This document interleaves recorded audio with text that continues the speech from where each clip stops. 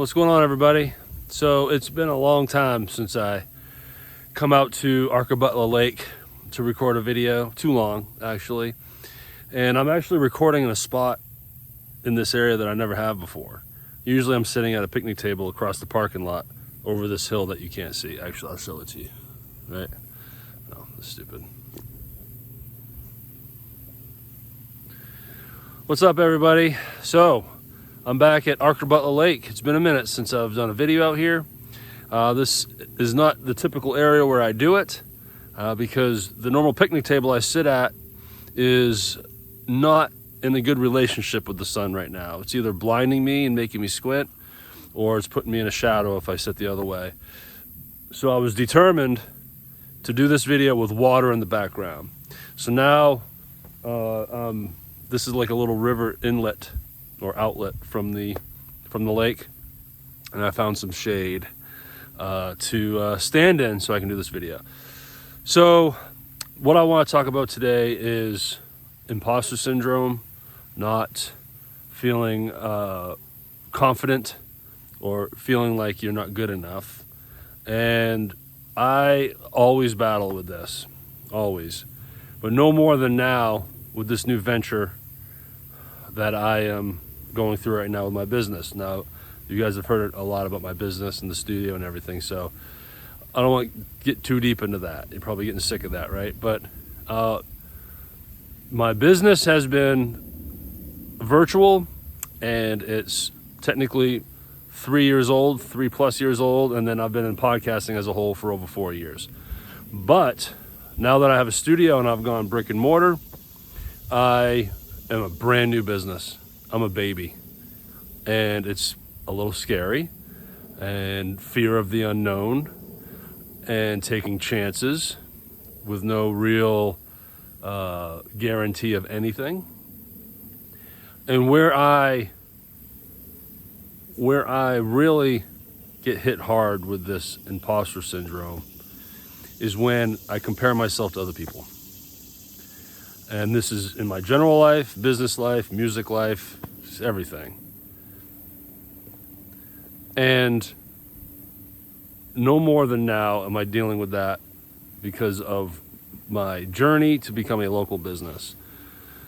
Because I have to follow as many people as possible locally on their Facebook pages, Instagram pages, and that's how I know what's going on locally. But I get to know other businesses through it. Of course, the Real Hernando podcast is connecting me with everybody. So as I'm filling my feeds up with local, it's clear to me that there's a lot of talented people in Hernando, Mississippi. And of course, right? But on the technical front, on the content front, there's great videographers, photographers, a lot of businesses that are amazing at their social media accounts. So these are things that I'm trying to provide at some point. Good video for people to build content, and in hopes that I can now help people manage their social media platforms. So when I see someone do an amazing video for a local business, I'm like, oh man, because I cannot produce that right now. I just cannot produce that quality yet. Will I ever meet that quality? Not me personally. And then that's where things can get interesting, because I know my limitations. I'm not a videographer. I'm not a social media guru. I'm not an audio engineer. I'm not a lighting director. I'm not a video engineer.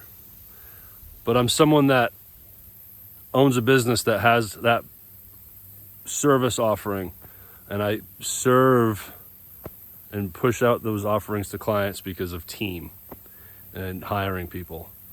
Well, right now locally, I'm the only team, and it's putting me in a position that I haven't felt in 4 years or 3.5 years, where I had to do it all and take chances and battle through self-confidence issues and this imposter syndrome stuff.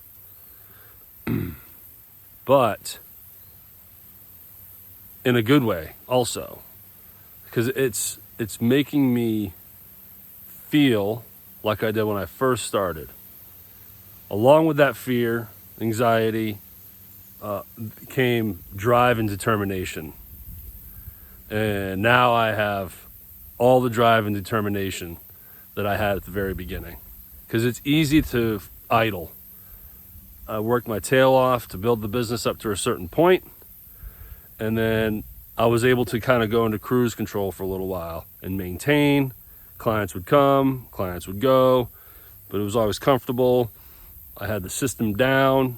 I used my team and utilized them as much as I could. That would not destroy my profit margin, so I could still pull a salary. But man, there was weeks where if I just decided I'm just going to sit back and operate the business only, none of the extra stuff, I just want to operate it, it'd be like 10 hours a week. So it's easy to fall in that trap and get comfortable. Knowing that I was going to go local, I knew that that wasn't going to be the case. But now that I am doing it, I'm in the process of building a studio and just trying to get a local presence and work this local market. It's starting over, and it's a little scary, but I can lean on what I've done and hopes that confidence will help me continue this path, because I know what I'll be able to offer. I know what I can offer that other people can't. I'm definitely carving out some differential. Like I'm going to be offering things that even the best videographers in this area can't offer. But maybe I'm going to need to hire these videographers to work for me to get that quality, or find a young kid that is just wanting to look for experience and work for me directly and go in-house. So in order for me to match what I'm seeing out there, it's inevitable that, just like the virtual side of my business, I'm going to have to hire a team of local people, because I can't bring my video editor and engineer that lives in New York. I can't fly him down here to roll film on the farmer's market. I can't do that. So I got to find someone locally, and I'm not there yet.